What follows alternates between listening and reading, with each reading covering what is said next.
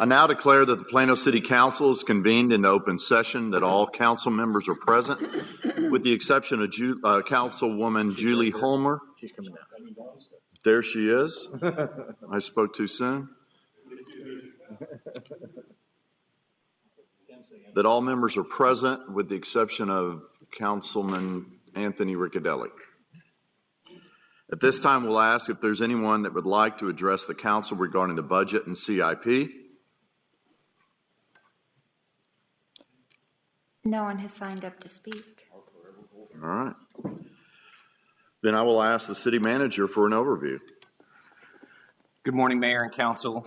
Thank you for joining us early on a Saturday morning. We appreciate your time, and we'll try to be as efficient and thorough as we possibly can with any questions or items that we're bringing forward today. Again, I wanted to start by thanking our City of Plano team. We have a number of them in the audience here today. As we've discussed, our employees are our greatest assets, and this has been proven time and again over the past year, whether it's COVID-19, winter storms, civil unrest, economic volatility, or general uncertainty with the way that we're evolving through this environment. Our City of Plano team has risen to the occasion each and every time. The budget that you have before you this year is a balanced budget. It meets a lot of the goals that the city has set out for itself over the last several years in being consistent year over year with making sure that we maintain our financial policies, we meet the service demands of our city, we maintain our quality infrastructure, we take care of our personnel, and we focus on affordability and the tax rate. The budget you have before you that's been recommended is again moving forward with the no new revenue rate. Karen Rhodes Whitley has calculated that, has had confirmation from our central appraisal district that they concur that this is the no new revenue rate, and so that is what we have before you today. Beyond that, we welcome any questions that council might have for us, and I will turn it over to Karen Rhodes Whitley for the presentation this morning.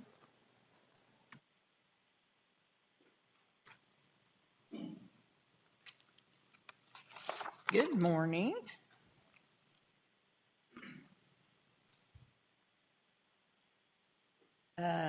Can somebody advance the slide back there? It's not going.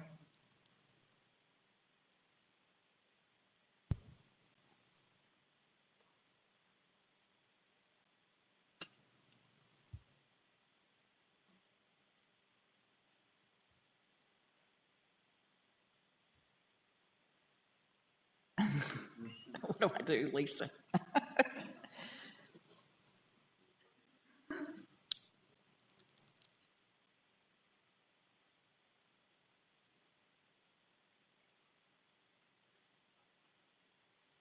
Well, with this quick break, we'll remind council members. Yay. Okay. I was going to say we have coffee in Training Room A if you need it. Okay, we're going to talk about assessed property values real quick. This is, we're ending at 47.7 billion. You have 613 million coming online with new growth. Existing property values went up 514 million. So existing only went up 1.1%. As we've mentioned before, though, you have residentials going up. We lost 1% on commercial, so it's really like a seesaw.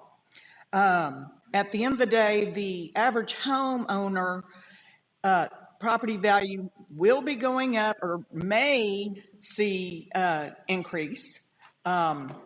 But at the end of the day, they also receive a 20% homestead exemption. And of course, if they're 65 or over, we've got the tax freeze, and we also have the $40,000 exemption.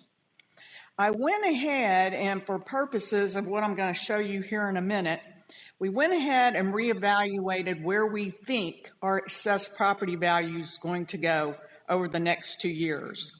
We originally had a 1% on existing property values. We've increased that to 1.5%. We've got new property coming online next year, hopefully of $750 million. So we'll probably end up at $49 billion. Now, after that, I've only got $300 million in there for new growth, but we do have existing property values coming back, especially on the commercial side, 2 years out. Once again, we did have that shift this year. Residential on the taxable breakout is paying in 48%, and commercial's 52%, whereas last year it was 53-47. If you take the average home, if we were to keep at the 44.82 cents tax rate versus the certified no new revenue rate, which is 44.65 cents, you're lowering the tax rate 0.17 cents for a $5 savings. That's this year looking at a home value and what they were going to pay. This is a look at the tax rate all the way back 2009-10. However, I want to draw your attention. The City Council has been very diligent about lowering the tax rate since 2016. We were at 48.86 cents back then. You're going down to the no new revenue rate at 44.65. You had done the no new revenue rate back in 1920 at the 44.82. Last year's when we had all that Chapter 42 come on, and we had showed y'all that originally the no new revenue rate really would have been 45 cents. However, due to that Chapter 42 information, it was decided at that time to keep the tax rate stable. So anyway, you're at the no new revenue rate. Between 2016 to now, you have passed on savings of $12.5 million to citizens and businesses by lowering the tax rate. Could I ask a question? Yes. On that last slide? Yes. It is my impression, and you can correct me if I'm wrong, that the only reason that we've been able to do this is because property values have increased consistently over this period of time. Had property values been falling, we would be in a different position financially. What you've been able to do you've had an awful lot of commercial value come on. On the residential side, residential's pretty much capped out now, but yes, you've had an awful lot of commercial property value that has come online. So, and that has helped with the assessed property values and with your property tax revenues. So yes. Okay. Okay, this is where I wanted to get to this morning. As we mentioned during the rollout of the recommended budget, we have put in place where we're going in and transferring from the operating fund tax rate over to the debt fund because the $364 million bond referendum overwhelmingly passed in May. So back then, what was published, we were going to need a tax rate change of 2.13 cents. That now, we just issued the bonds for 2019. We've sold the last remaining bonds. Next year, we're going to start on the bond referendum. Instead of that 2.13 cents now at the end in 2025, you're only going to need 1.74 cents. This is a factor of us going out and issuing the debt. We got a better debt rate than previously thought. You've got assessed property values going up. At the end of the day, we're hoping by 2025 there's no tax rate change. So we are making progress on this. This is a look, as I mentioned, we lowered from the operating rate, we lowered it down from 3.372 down to 3.3. We increased our debt rate. This is still keeping your 44.65 cents. For next year, we're planning on the same thing. We're planning on going from 33.3 to 32.8, and then increasing the debt rate to 11.85. This will take moving $2 million from the operating fund to go over into the debt fund. Planning on the same thing for the following year and the following year, whereas we're hoping you will have no tax rate change whatsoever from issuing all the $364 million. So I just wanted to let y'all know we are making progress on this. Any questions on that at all? Okay, the other night it was very, very late when I was up here. I didn't even know where I was. I was like, oh my God. Okay, you've got the no new revenue tax rate. The notice went out in the Thursday paper. In it, we had mentioned, okay, really by law, you don't have to have a public hearing on the tax rate.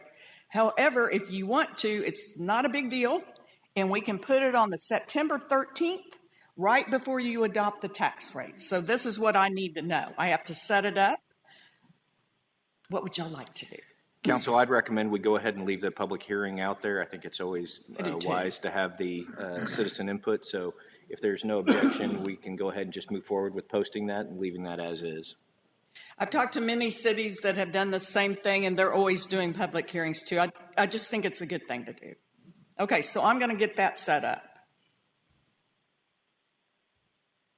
Okay, let's talk about sales tax. Sales tax is a great financial policy that we have here. The city council, way back when in 2008, we were going through the great economic recession.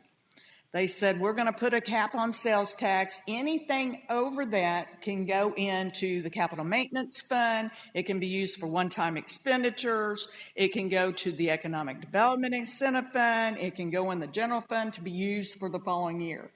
The cap has changed over time. This council here, we've got the 3-year sales tax cap going on. We take a 3-year average, but we net out any audit adjustments maybe that have come in, and that's what we use our projection for the following year. We have a true-up in the reestimate. Now, sales tax is coming back big time. That sales tax cap policy that council implemented has really provided us $22.1 million under the capital maintenance fund. It's given $6.8 into economic development.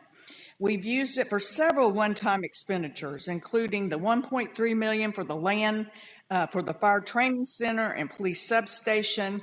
It paid for some one-time expenditures out at Oak Point Nature Preserve, and it provided funding for our sand and salt facility. This is a look at your sales tax receipts. Right now, with the way things are going, we think that we're going to be collecting around $89 million in sales tax. That's for this fiscal year.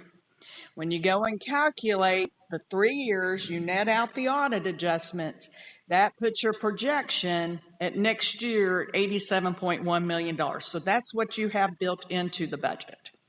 Another thing I wanted to say about the sales tax cap, it really, really, really did help us when COVID was coming around. We were not having to go back in and say, oh my goodness, we're going to lose $5 million in sales tax revenue and having to cut the budget. So it really has been a very good financial policy for us.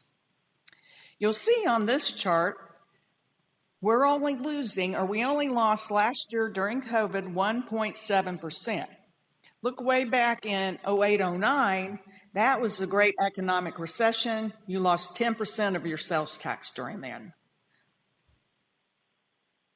Just a reminder, the split out on retail versus non-retail or business to business. Non-retail business to business brings in most of your sales tax. We're at 65% for this year, whereas retail is 35% of your total collection. This is a look at the industries regarding sales tax. Your top one is general merchandise, followed this year by non-store retailers. Non-store retailers are your Amazons, the ones that are ordering off the internet, followed by food and beverage. The city of Plano's always done very well on food and beverage. This is your non-retail industry, and we have professional and other services, followed by telecom and information services, followed by, once again, hotel and food services. This is a look month by month over the last year. Now, this does not include July data. So you'll see, starting in on the retail side, you started coming back in May, so a gain of 48%. June, you had a gain of 35%. On the business to business, whereas you make your lion's share of your sales tax, it started coming back in March. So I just wanted to show y'all that. I thought that was kind of fascinating to see when it started turning the tide. I do not have July in here. We just got the July sales tax. You are up 10%, but we don't have the detail yet from the comptroller. DART sales tax, as you know, citizens pay 1% to DART, 1% goes to the city of Plano. This is a look at DART. Liquor sales during COVID were off the charts. You gained a lot on the liquor sales. So we collected running 1.5 to 1.6. You nearly were at 2 million from liquor. Just some factors that always impact sales tax. It is your most volatile. It's your most volatile revenue source. Competition from surrounding cities will affect it. The economic conditions will affect it. Audit adjustments, all of a sudden you'll receive, one year we had like a $3.6 million audit adjustment where it went to a different city. And of course, you got all the sales tax holidays. So it is a very volatile revenue source. That's why we really, really like the 3-year sales tax cap policy that we have in place right now. Are there any questions on sales tax? Mayor and Council, one of the things we've started over the last year, it came up at the town hall meeting the other night, was the rainy day fund for the city. We took some funds from the water and sewer rate case settlement and began that fund. One of the things that I think Denise Tackey, Karen Rhodes, and I are very cognizant of is using the sales tax funds over and above the budget for one-time items.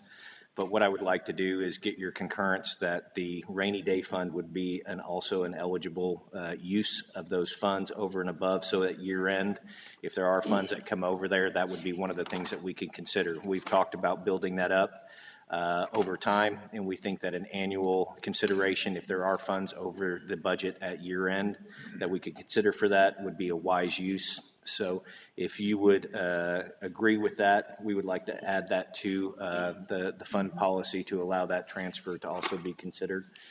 There may be other one-time expenditures we brought forward, but that could also be a consideration. So if there's no objections to that, we'd like to add that to the policy. Okay. Thank you very much. Okay. Yes, ma'am. So this seems obvious. The DART sales tax in 2021 is lower because no one's riding DART in 2021? No, Okay, that's year to date. And we've been in talks with them all week. They're a little bit behind on their reporting of the sales tax. So we were only able to get through, I think it's May, from them. That's what you're seeing there. But really, at the end of the day, they should be receiving what we're receiving. This is more like a reminder that our citizens do pay into DART.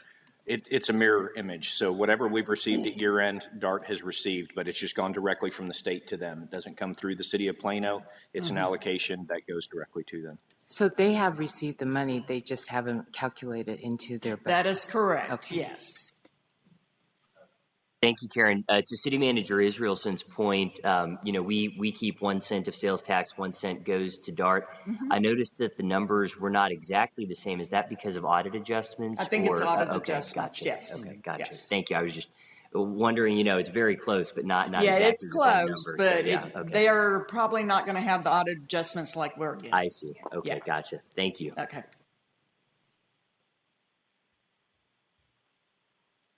Okay, I'm not going to spend too much time on water and sewer, but we did receive the other day, we received their July 30th report.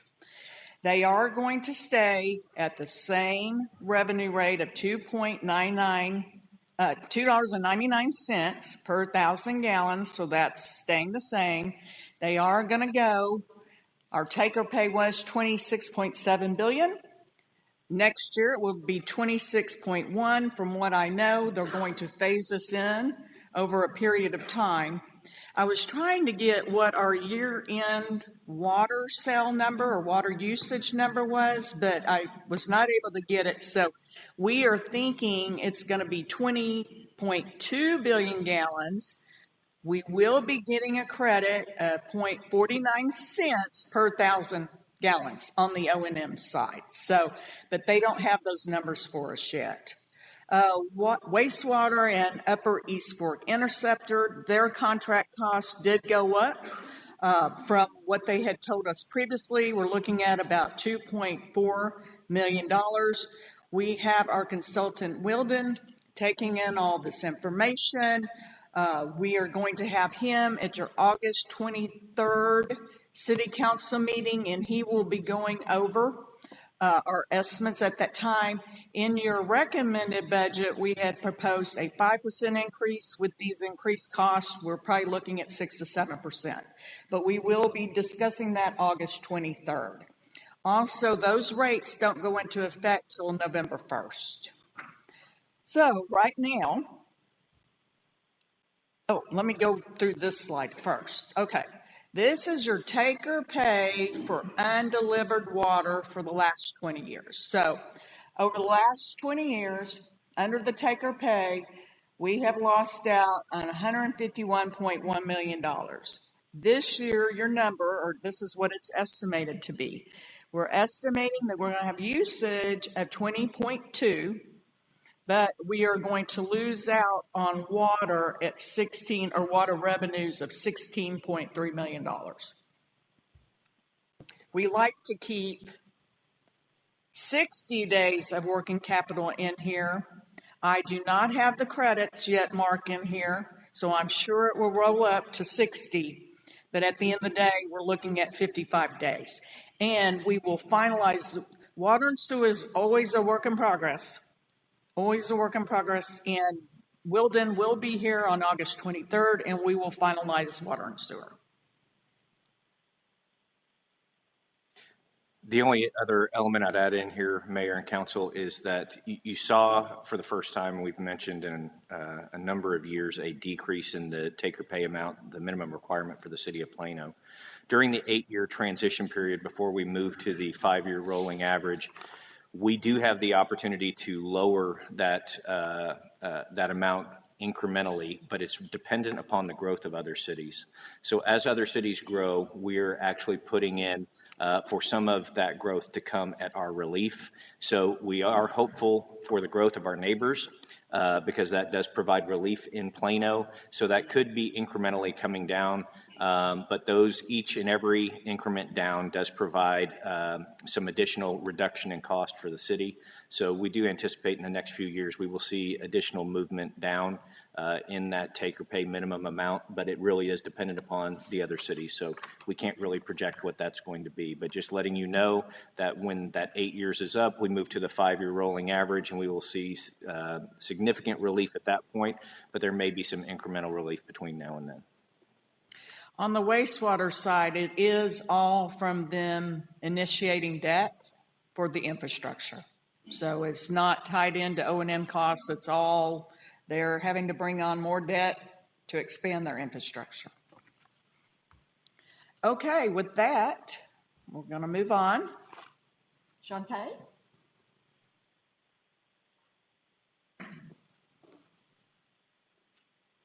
Good morning, Mayor and Council. I'm Shantae Akafia, Director of Human Resources and Risk Management, here to review with you all the FY 21-22 compensation adjustments as presented in the proposed city manager's budget. So the goal of our compensation adjustments are directly aligned with the people prong of the city manager's budgetary values and priorities. The proposed adjustments will assist the city of Plano in attracting and retaining high-performing members of Team Plano who are committed to providing programs and services for the city of Plano citizens. The methodology used in this process aims to globally address compensation matters that fall outside of our compensation philosophy and our commitments to members of Team Plano. Every organization has a method or philosophy that assists them in identifying what is considered the going rate for their positions. The method that is used by the city of Plano is median plus 5, which means our midpoints of our pay plan are calculated 5% above the median midpoints of our market competitors. So this approach is used in an effort to maintain a competitive pay structure and further solidifies our desire to acquire and retain high caliber employees. To this end, the city manager's proposed budget ensures that all positions on our pay plan align with our compensation philosophy of median plus 5.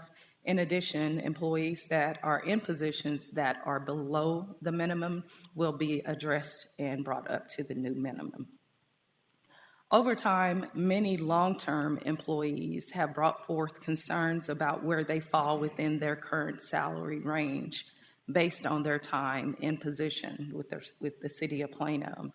Therefore, the city manager's proposed budget includes a methodology that is called in-range progression, which is a process by which we acknowledge employees' tenure by adjusting their salaries within their salary range based on their time in their actual position. So this adjustment will allow us to address employees' concerns uniformly across the city and also assist us in ensuring that our long-tenured employees feel valued for their continued service to the city of Plano. Another retention commitment made to members of Team Plano is for employees to reach the midpoint of their salary range within 6 years from the date of hire or promotion. Implementing the FY 21-22 compensation adjustments will ensure that all employees who have been in their current position for 6 years will be paid at the midpoint of their salary range. Lastly, the average cost of living adjustments given in both the public and private sector is 3%. Therefore, the city manager's proposed budget includes a 3% increase for our employee population. This slide depicts the order by which adjustments will take place. So the first step in our implementation process is the market adjustments, which actually places the positions and the people on the correct salary range. Then we transition over to in-range progressions, which addresses where the employee should be within the range. Then the 3% across the board adjustments, also known as COLA, and then our 6-year to midpoint. It is very important to note that not all employees will receive adjustments, only those that are outside of our compensation philosophies and commitments. However, all employees will be eligible for the 3% COLA across the board, as long as they're not on a performance improvement plan per our policy. So that concludes my presentation. Are there any comments or questions? Mayor and Council, I wanted to take a moment. First of all, Ms. Akafi has done a lot of work on this. This obviously matters a lot to our employee population. Our market is like-sized cities within the geographic DFW area. We have a number that we compare to We make sure that we are transparent about that, and I wanted to let you all know, I know over the last year we've had a lot of discussions about public safety. We went back and double-checked to assure that our public safety salaries will stay within our compensation philosophy. We have shared that information with the chiefs as well and have confirmed that we are where we think we should be. So competitive for the best talent and taking care of our public safety personnel, but taking care of all personnel across the organization. So we feel confident that the market is appropriate and are recommending moving forward with these adjustments. Yes, thank you very much for this. Just a couple of questions. First, can you please tell me whether or where we stand in our cost of living increases, average or median, compared to other cities in our market? So we are on average 3% is the average of our market comparator. So we're we are comparable to what the other organizations are doing, both publicly and privately. Okay, thank you. And secondly, when we're making the compensation adjustments, are any salaries expected to be adjusted downward? No, Okay. sir. No. Excellent. Thank you. Yes. Oh, thank you. Thank you for your work on this, Shante. This is obviously an extremely important issue, and I very much support making sure that our employees are fairly compensated for the great work that they do. I was wondering, when we apply our median +5 philosophy, do we take into account non-salary compensation like vacation buyback or sick leave buyback, retirement benefits, and other non-salary benefits to make sure that we're comparing apples to apples with other cities? Not from a compensation perspective. So from a salary pay plan perspective, we're only looking at salaries of our competitors versus our current salaries, not necessarily a total compensation package. Thank you very much for that information. I appreciate it. You're Thank you. welcome. When you do the compensation analysis for adjustments, do you look at every position, or do you take a group of positions each year and then do different group in the next year? Very good question. So we have what are called benchmark positions. And so for those benchmarks, they represent other positions that are linked up to them. So we look at those benchmark positions and market those in our comparator cities, and then use that data to determine what positions need to be moved and which ones need to remain the same.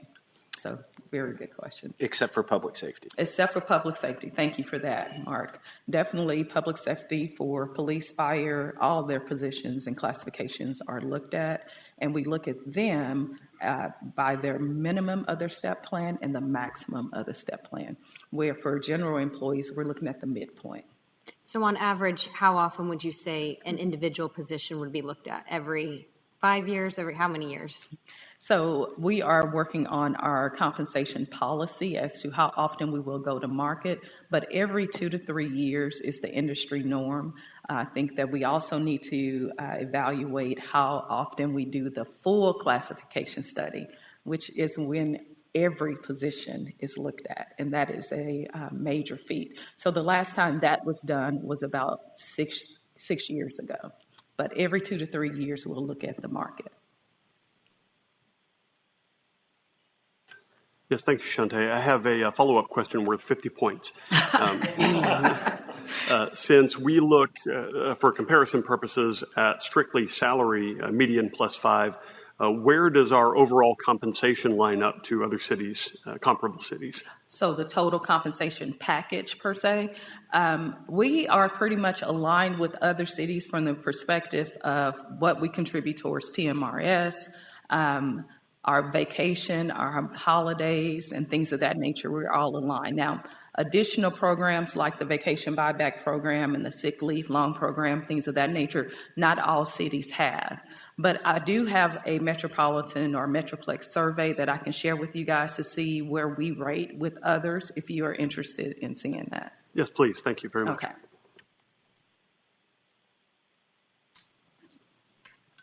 All right.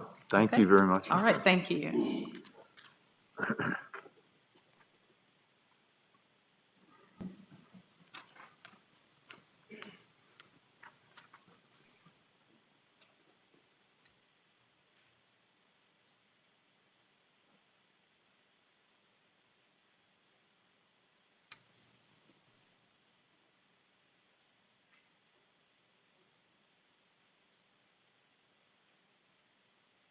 Okay.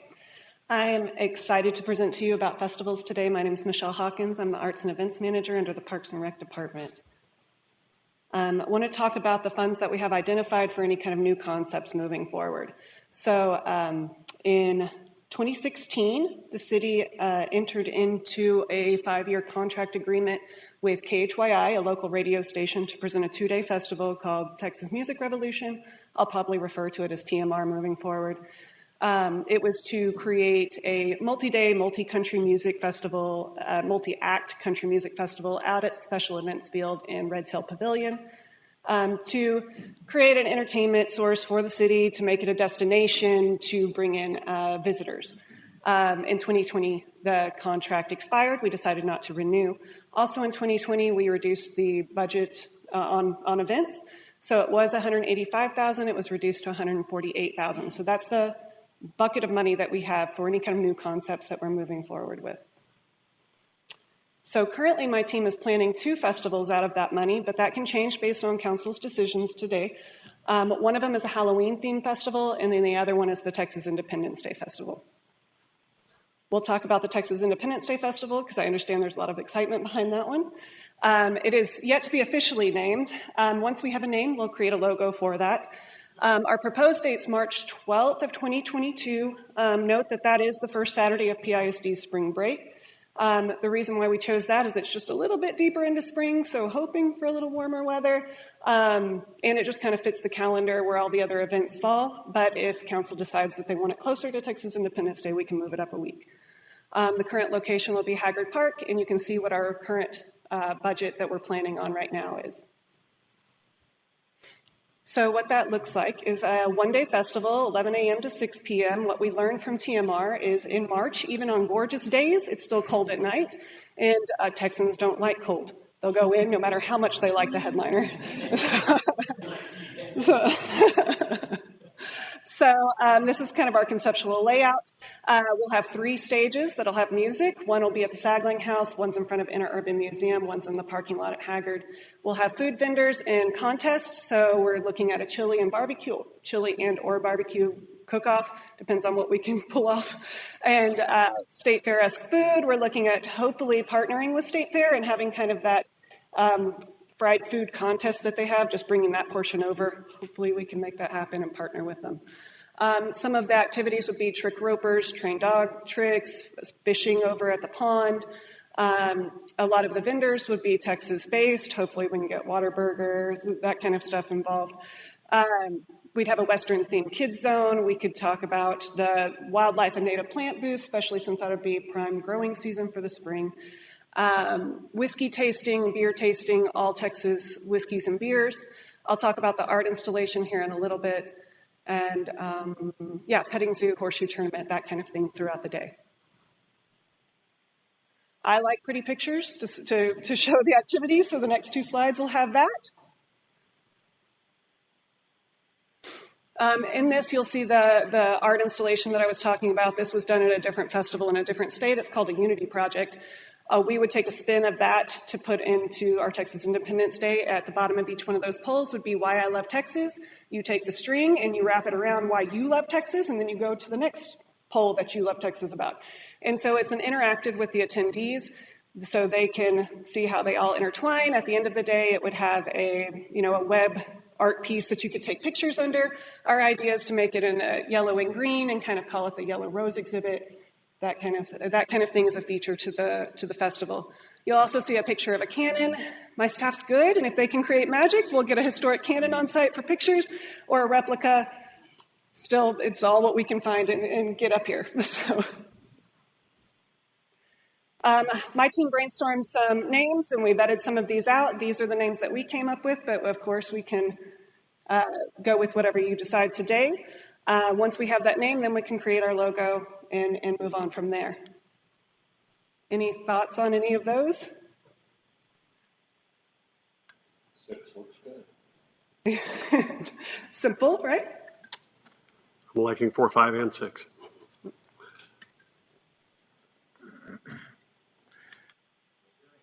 Hearing 6 is the only ones that we've had concurrence on. We'll continue to research number 6 and report back to council. Okay.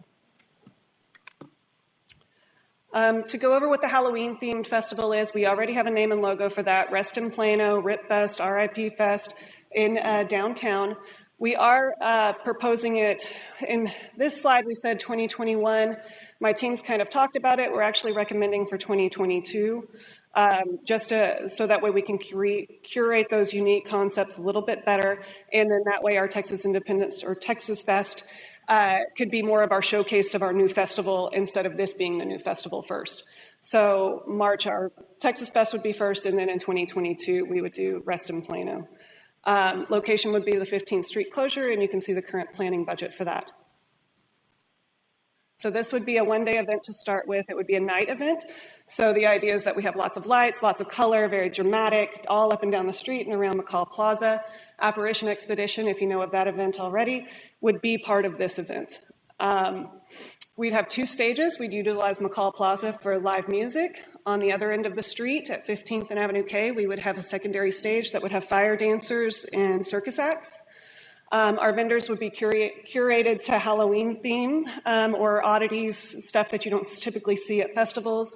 We would also have face painter, and not necessarily the ones that do the butterflies on the cheeks, but ones that will do like witch, ghost, zombie, that kind of thing. Pumpkin carvers. What else?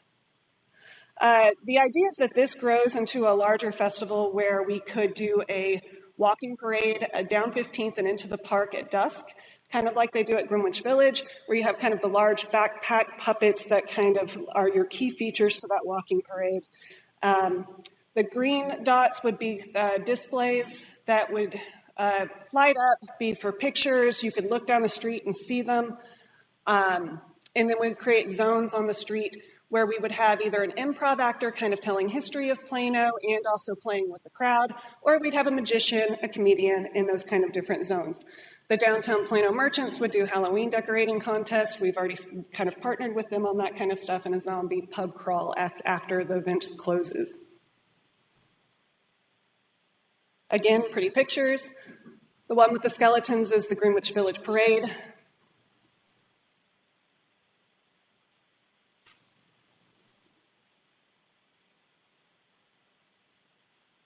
Now, if we decide to do an expanded Texas Fest, instead of doing the RIT Festival, more money putting into Texas Independence, to Texas Fest, would just be better recognized artists and musicians and longer hours for the festival.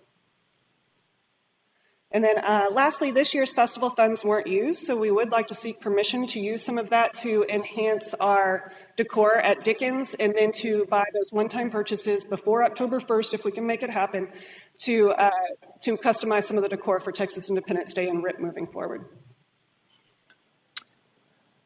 Mayor and Council, I would recommend that if it is Council's desire to move forward with the Texas Fest, that we move to the medium festival with better recognized artists and musicians.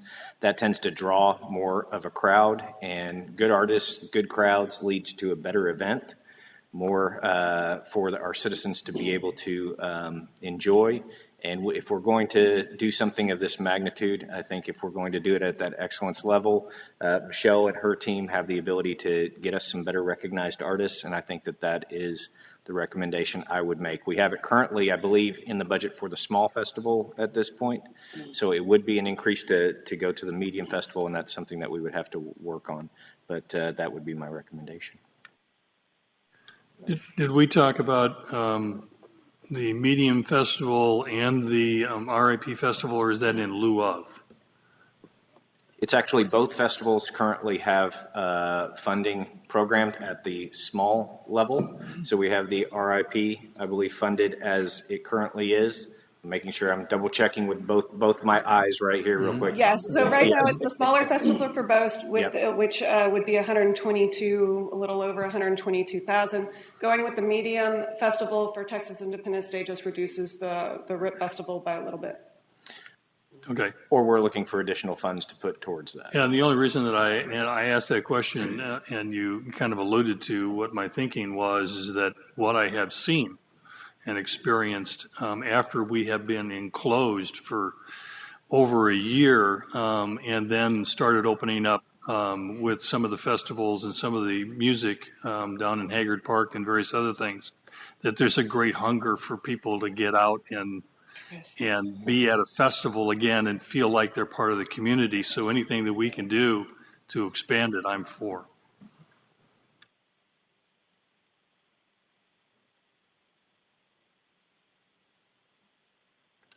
Yeah, go ahead.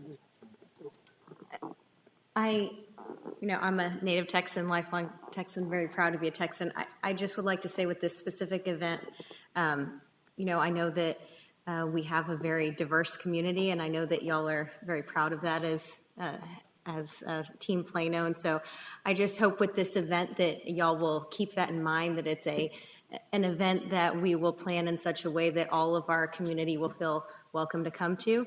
And so I know that y'all will do that, but I just wanted to make that comment to keep that in mind when we plan this specific event. Absolutely, thank you. So I just want to make sure I understand. We'll still have the RIP Festival. It'll just be reduced, and so additional funds will go towards the Texas Fest? If you all choose to do the Medium Festival, yes. And then we'll do RIP Festival in 2022. Okay. I just know how important it is for all events that take place in downtown Plano or to drive traffic to downtown. So I just wanted to make sure we weren't eliminating an event. So thank you. No, Council, my recommendation is not to eliminate event and not to take away from the RIP Festival. It is to find additional funds for the Medium Festival and then keep RIP as is. So it would be a slight increase that we would need, but I think that is the best investment for a quality festival downtown. So I just wanted to ask then, if we're not shifting funds from one festival to the other, we're still keeping this within HOT funds, and where do the funds come from? Somewhere else in convention and tourism, or? They would be still out of the convention and tourism funds. Okay, gotcha. Thank you. So I want to thank Mayor Pro Tem Casey Prince for bringing up the diversity issue. I'm not a native, but I believe that I'm a Plano-lite because I've lived here for 29 years of my life. That's almost half of my living life. But I believe that there are also other cultures that are living in Plano and believe that they are part of Plano that may not get it. They may not understand what Texas Fest is all about. And I think being able to incorporate some of these community into our event will make the Texas Fest or the RIP part of the community as a whole, so that we can grow together. Thank you. Great, thank you. Well, two things. To Deputy Mayor Pro Tem's point, I think probably the best thing we can do is to invite everybody in our community, just as we do during our Independence Day celebrations, to learn about the culture and the heritage of Texas as opposed to the entire United States on July 4th. And share that with them. Second, I just want to say how much I like the name and the logo for Rest in Plano. John Evans did a great job with that. I think everybody's in agreement to go to the Medium Festival level. Okay, great, thank you. Thank you.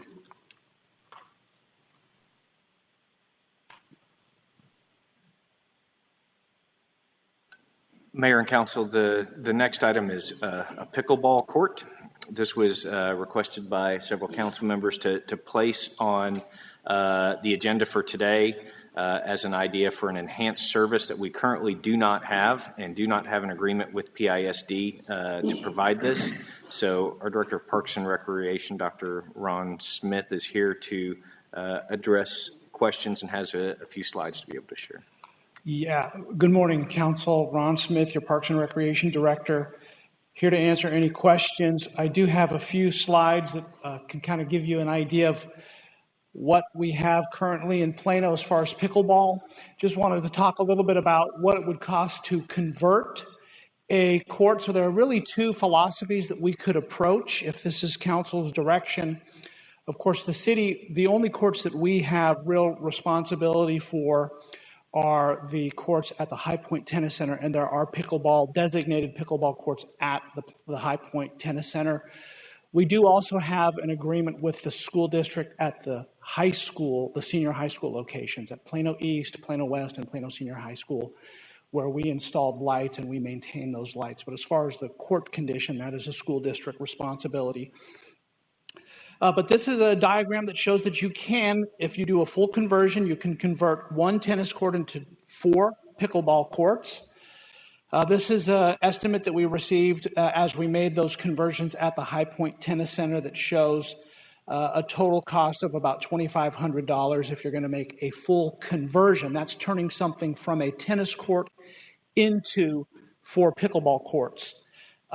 This demonstrates this slide right here. You can see in the bottom left of that image were the junior tennis courts at the High Point Tennis Center that have been converted to pickleball courts. And then the next philosophy that is a little more cost effective is what would be considered a pickleball dimension overlay. So you would have an existing tennis court and you would paint pickleball lines on that court. It's much more affordable. It costs approximately $450 is the estimate that we have. You use the existing tennis net, which is a little bit higher than a pickleball net. It adds value to that court. That tennis court can now have a dual purpose. And I just wanted to mention here on the slide that anytime you are adding another user group, there is the potential for some cooperation that would need to take place in order to make sure that everyone that wants to use the court, even if it's got a dual purpose, would get along with one another.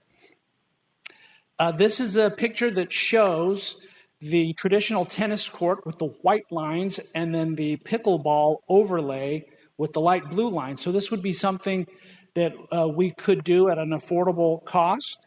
An example of that actually exists here in Plano. This is a satellite image of the tennis courts at Carpenter Middle School. They used to be specifically tennis, but a community effort was undertaken, and they now have also the overlay with pickleball. I actually contacted the school district about this and received a copy of the quote that they worked with as far as overlaying those, and it's a very reasonable cost, approximately $175 per court to put the white lines on there. We would recommend something like what's called blended lines, where you have one specific color for tennis and a secondary color for the pickleball overlay. But again, it's a very affordable concept if that, we wanted to make sure that you were aware of that. So as far as the slides are concerned, that's what I've got, and I'd be happy to answer any questions you might have regarding an initiative between the city and the school district.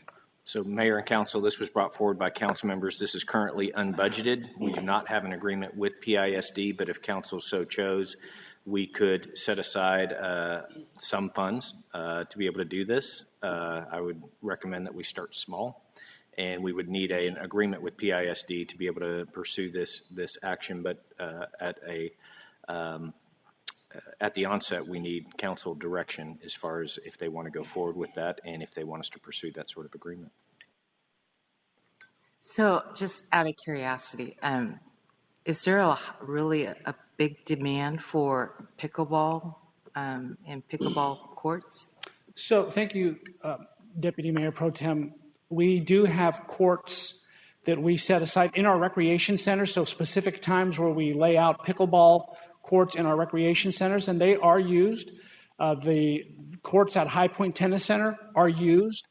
I can't necessarily speak for how the courts at Carpenter Middle School are used, but we do have a contingency, a strong contingency, I'll say, of pickleball players that use our recreation centers when we have the pickleball, and also the courts at the High Point Tennis Center. I actually was involved in the initiative to convert the courts over at Carpenter, and I'm glad you brought up the idea of different colors for the pickleball, because they're not that way at Carpenter, and it is a little confusing, but I've been really proud to see how many people do go out and use the courts at no cost on the weekends. It's been my experience that most of the middle school tennis courts are very underutilized. We do see kids out there playing basketball, but to offer a free place for people to also play pickleball, it is a very rapidly growing sport. It also is a great sport to play while socially distancing, so it's a safe sport to play while we are in a pandemic. I'd like to maybe put it out there for more public discussion and see what people think. I did see that one of the United States Pickleball Association ambassadors did put a post out letting people know that I had put this on the agenda and had people volunteering to paint the lines for us. So we may have free labor if that's of interest to you as well. So it's just something that I thought was a very inexpensive, affordable way to add some recreation to our residents. And maybe encourage people to learn a new sport. It's also a sport that really all ages can play. When I first discovered it, my children were 9 and 11, and I actually could play with my father, who was in his 70s. The four of us could play together. So it's really a sport for all ages, all lifestyle levels, health activity levels. So that's really why I brought it up. But I'd love to hear more discussion on it from the public. I don't know what the best avenue is to put it out there to hear back. Well, Council, we need direction as far as the budget. If we're going to include this in there, this is the time to add something. If we wanted to start at what I would consider, if we're talking about just the striping side of things with the alternate color, if Council wanted us to start at a nominal level, we could look at a $5,000 or $10,000 set aside to be able to make sure that we're covering any unforeseen costs that come up with this. We could look at adding that sort of aspect to the budget. Again, that just gives us a budget to get started with PISD. I'm not saying that's going to cover all courts, but it would at least allow us to take what I would consider, especially if it's only several $100s a court, to be able to make that conversion. That would get us probably several campuses to be able to convert if PISD was in agreement. If PISD is not in agreement, that's a completely different story, as y'all are aware. But if Council gives direction to set aside $5,000 or $10,000, we could start with that amount and then report back next year as to progress and what sort of impact we were able to make. Go, Shelley. Thank you, Dr. Smith. I don't play tennis. I don't play pickleball. I don't even generally eat pickles or tennis balls for that matter. But looking at the overlay here with the light blue lines overlaid over the tennis court, do you think it might be distracting or confusing to either tennis players or pickleball players with all of those lines on the same court? Might it not be a better option to have a dedicated pickleball court? And I'm all for increasing the versatility of what we can offer, but I want to make sure that people are getting best use out of it. And I'm aware that pickleball is growing in popularity, as is cricket for that matter, which is something I'd like to discuss at a future point. But do you have an opinion as to, never mind the economics behind it, maybe for enjoyment of courts, maybe it would be better to have a dedicated pickleball court? That's a fair question. I would fall back on our philosophy as our outdoor field space. We have a great advantage over many of our neighboring cities because our outdoor fields are multi-purpose. We've got baseball or softball diamonds, and in the outfield we have expansive space where during soccer season or football season, we will play those field sports in the outfield. So my recommendation would be that we would start with an overlay, that we would try to convert existing courts not into pickleball exclusive, but to have those overlays. Everyone prefers their sport of preference to have a specific location that's specifically dedicated for that sport. But as far as the economics are concerned, and just as a pilot program, I would say the best first step would be find a couple middle school campuses, work with the school district, do the overlay, and see how it goes. That would be my recommendation. I support that. Councilman Smith. Thank you, Mayor. Ron, on kind of a different, first of all, I guess I would say that I'm in agreement. I think that's the best way to start because our goal is to try to give our citizens as much recreational activity as they can and as diverse of activities as they can. So I think that's great, and we can always expand to more dedicated courts down the road. But what I wanted to see if I could get you to explain, now you're just leading into it, talking about our fine athletic fields that we have. Could you take us through the process for residents that they're not part of an official league or something like that want to take their kids out and utilize our nice athletic fields, how they go about doing that and being sure that they can, and so they don't get chewed off for being out there. Yeah, that's always a question that we face every spring and fall. I appreciate the question and the opportunity to explain that we do have a field reservation program. Any resident of Plano that wants to use one of our sports fields, depending upon availability, because the first and foremost, those fields are used for league play with our residents. So through the PSA or the Plano Youth Soccer Association or the Plano Cricket Association, those league needs are met first through a field allocation process. But any resident that wants to get out there and have an organized practice on one of the city's reserved sports fields, they can contact Parks and Recreation. They can go online to planoparks.org onto the athletics page, and they can make that reservation. There is a nominal administrative fee to rent the field, but those fields, based upon availability, can be reserved so that people that want to get out and actually have a practice on a scheduled field can do so. We also have dozens of neighborhood parks throughout the city, many of which are equipped with large open space areas. So if we do have an occasion where someone unknowingly is accessing a field that is reserved or is reservation only, we then provide them with a map and information. Hey, here's the closest neighborhood park where you can go and have your drop-in practice. So we do our best to accommodate everyone that wants to get out and have fun playing sports. There are some locations that you need to have a reservation or a scheduled game or practice, and other locations where you can just drop in and have the ball. Great. Thanks, Ron. Yep. My suggestion was going to be similar to what you suggested, that maybe we already have one at Carpenter, which is Central Plano. Maybe look at one in West Plano and East Plano, and then see how well they're used, see what PIC says about that, and go from there.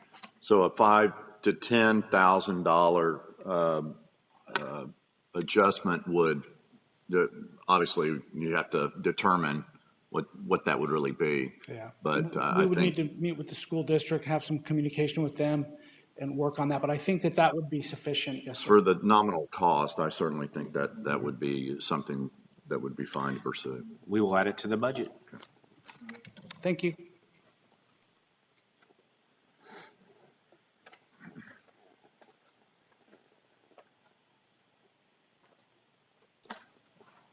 Okay. It was very late the other night. It was morning. It was morning. The last 3 years, we've gone over the community investment program after midnight.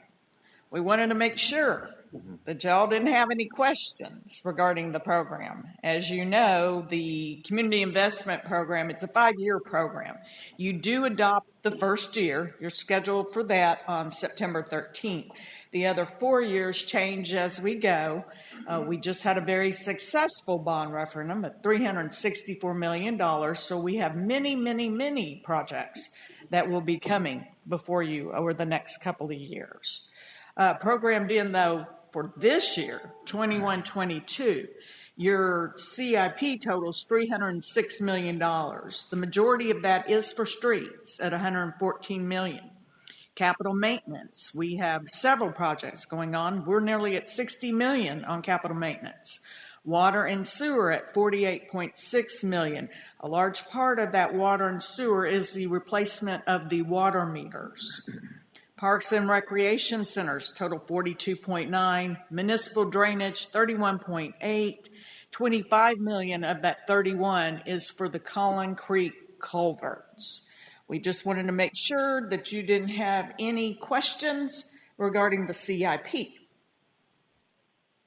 Of course, we all know we're going to take around 15 million of the American Rescue Plan and put that towards several projects. The number one project we're going to get started on is $8 million for the computerized signal system.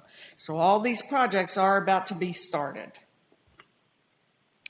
We do have a bond sale, 2022. It most likely will happen March, April of next year, totaling $78.2 million. The majority, the only thing we have left out of the last several bond referendums prior to the 2021 bond referendum is $12 million. So when we went before the voters, we were very upfront with that is, we only have 12 million left. It's time for new authorization. For those of y'all that are new, we do bond referendums every 4 years. So whatever we go out before the citizens, it's usually a 4-year plan. So we're starting on the 2021, everything that was elected. Park improvements, we're going to start redoing the Tom Muhlenbeck Rec Center, Breckenridge Trail, light replacement, several community and neighborhood park renovations will get started. Many street projects will get started, and we're going to get started on the fueling stations. The fueling stations will be for public safety. They're coming about because several years ago when we had a hurricane or just significant weather events like the Snowmageddon, it was hard for us to get fuel. So that will help with our public safety vehicles. Our capital maintenance fund is doing great right now, or this current year we're at 72% funding. This is the fund, we have a goal of 75%, and we should be there next year at 76%. So are there any questions on the CIP? Thank you, Karen. Well, Mayor and Council, that is the extent of our work session this morning. Are there any other questions or items for the 2021-22 budget? Thank you, Mayor. I don't know if this is the right time to bring it up or maybe a separate discussion of financial policies, but as we look at the impact that Karen mentioned of the bond program over the next few years and mitigating the tax impact of that, I wanted to first of all make sure that under our current financial policies, if we were able to cash pay anything that would be on the bond program, that's eligible as a one-time expenditure. Is that currently correct? We could shift, and we will have the second tranche of ARPA funds coming through in the spring. We will be able to look at that, and as you noticed on this current tranche, we were actually taking out of capital maintenance. Right. But if we did want to shift from bond-funded aspects to ARPA funded or cash funded, we could absolutely consider those items in the future. Okay, fantastic. Well, that's great. And then also, as funds come in, I saw the projections for being above 75% in the capital maintenance fund. If we were to, say, be at 85%, I think I saw 1 year projected that way, would we be able to use that excess 10% to pay for items that are on the bond program? And speaking of that 85%, what Jason does, how he gets that chart, is he's going and looking. What they're submitting to us, which was like in April, is what they have planned in the capital maintenance fund. We made a major shift in funding this last year, or a decision.